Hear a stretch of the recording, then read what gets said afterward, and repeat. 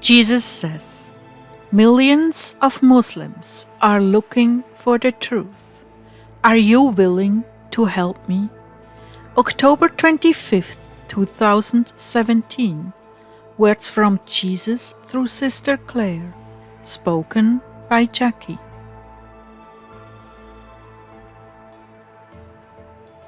Jesus began.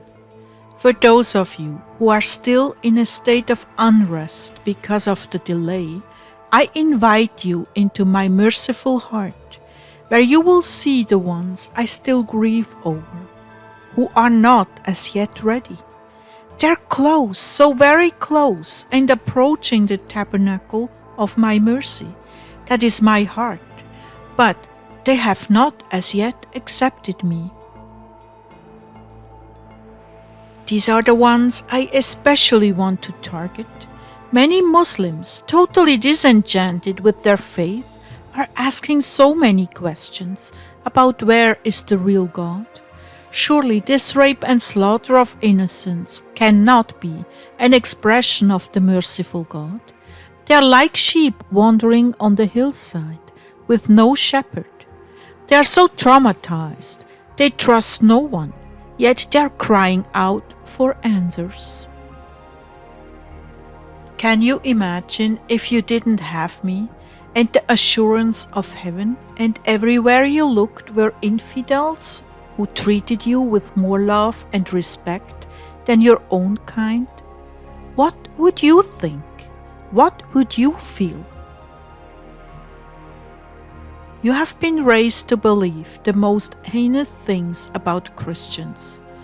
And now you are living among them, and you see they are nothing like what they were led to believe.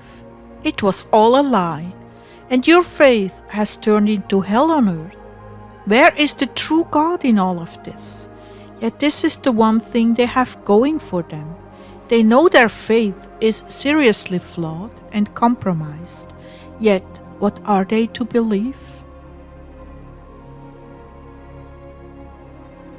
Do you understand, my people? Millions of Muslims are looking for the truth, while you are looking up in the sky begging me to come. Who am I to listen to? Your eternity is sealed, theirs is not. I cannot leave them, I cannot desert them, I must respond to their desperate prayers. They're asking, is it just a few bad apples that rape innocent children? Or is it truly what is taught in the Quran? The disparity between what is righteous and holy is miles apart from this reality. How can anyone be so cruel?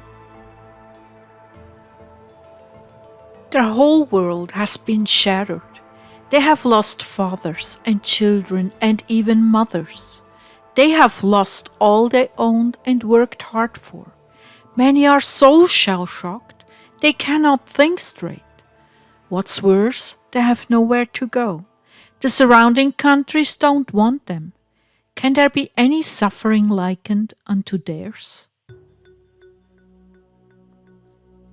That is why I'm calling my faithful brides to cooperate and walk with me and show compassion, not brutality, by removing the only good they are destined to know.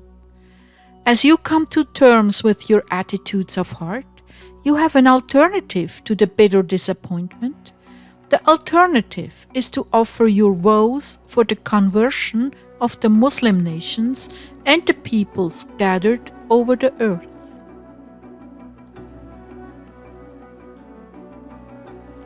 This is pain. Take this pain you feel so acutely while apart from me and offer it to me for these victims of Satan. This is what it means to be my bride. You walk with me in heaven and on earth as if you were in paradise. You share in my body and blood. You have my living words to read and my fellowship in prayer and even in suffering. Now I ask you, are you willing to walk with me along the way of Calvary and experience the excruciating pain I feel over these people? Are you willing to truly accompany me in these hours of harvest before Satan is loosed? Are you willing to give up your agendas and need to be taken up and out of this earth for the sake of so many souls? You see, my brides must be willing to accompany me in my sorrows as well as my glory. Are you willing? This will require a massive change in attitude on your part. Stop thinking selfishly and join me in my thinking and the task before us. You will never regret the extra time it took to bring in the catch. Rather, you will be joyful that you accompanied me and labored with me to bring this to pass. And it shall be credited to you that you laid aside your personal agenda to put your heart and mind totally into mine. You will not lose your reward. And one last note, I would ask you to consider that this vessel has brought forth the truth I've given her with great fidelity. Your accusations against her do not endear you to me. They hurt me deeply.